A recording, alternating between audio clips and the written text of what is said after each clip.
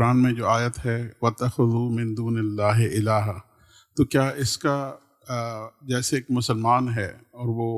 کسی چیز کو خریدتا ہے یا استعمال کرتا ہے یا کسی چیز کی، تو ہمیشہ خوف یہ رہتا ہے کہ کیا میں اس میں تو نہیں آ رہا کہ کوئی چیز اتنی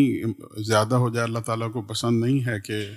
تو کوئی چیز کی محبت اتنی زیادہ ہو جائے یا کسی چیز کی امپورٹنس لائف میں اتنی زیادہ ہو جائے کہ لگے کہ اس کے بغیر زندگی گزر نہیں سکتی، یا کوئی بہت اچھی چیز خرید لی جائے، تو کیا مسلمانوں کے لیے یہ آیت کی کوئی ڈے ٹو ڈے لائف میں کوئی ہے، یا یہ صرف ان کے لیے ہے جو کہ ایمان نہیں لا سکے، جنہوں نے اللہ تعالیٰ کے علاوہ کچھ خدا بنا لیا؟ تو اگر مسلمانوں کے لیے اس میں کوئی سبق ہے تو آپ پلیز اس کو ہائی لائٹ کریں۔ جی، تھینک یو ویری مچ۔ یہ آیت ہمارے ایمانیات سے متعلق ہے، یعنی اس میں یہ بیان کیا ہے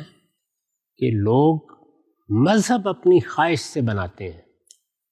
اس کے دیوی دیوتا اپنی خواہش سے تخلیق کرتے ہیں،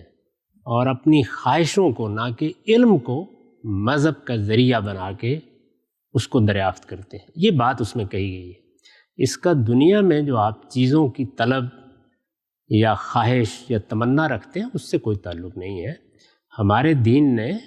دنیا کو ترک کرنے کی تعلیم نہیں دی۔ قرآن مجید تو یہ کہتا ہے کہ ضروریات تو ضروریات، زینت کی چیزیں، یعنی یہ گھروں کی زینت، یہ شہروں کی زینت، یہ کلام کی زینت،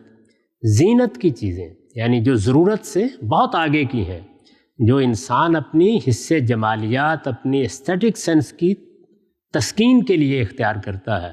اس کے بارے میں سورہ اعراف میں دیکھیے یہ کہا ہے کہ کل من حرم زینت اللہ التی اخرج لعبادہ، بتاؤ کس نے میری ان زینتوں کو حرام کیا ہے؟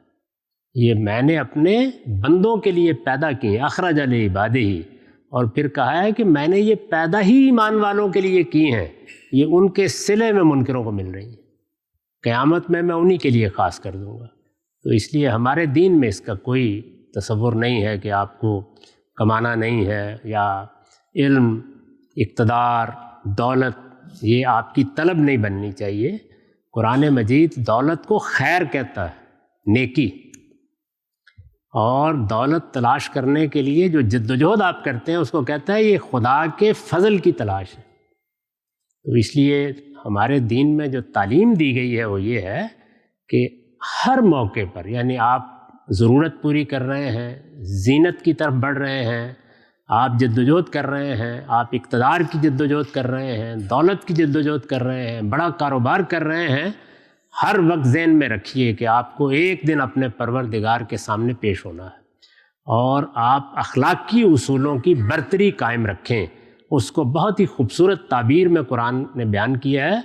توسرون الحیات الدنیا، آخرت اور دنیا میں جب ترجیح کا موقع ہو تو وہاں تمہیں آخرت کو ترجیح دینی چاہیے، چھوڑ نہیں دینا کسی چیز کو۔ تو یہ ہماری تعلیم ہے، اس لیے اس میں کوئی پریشان ہونے کی ضرورت نہیں۔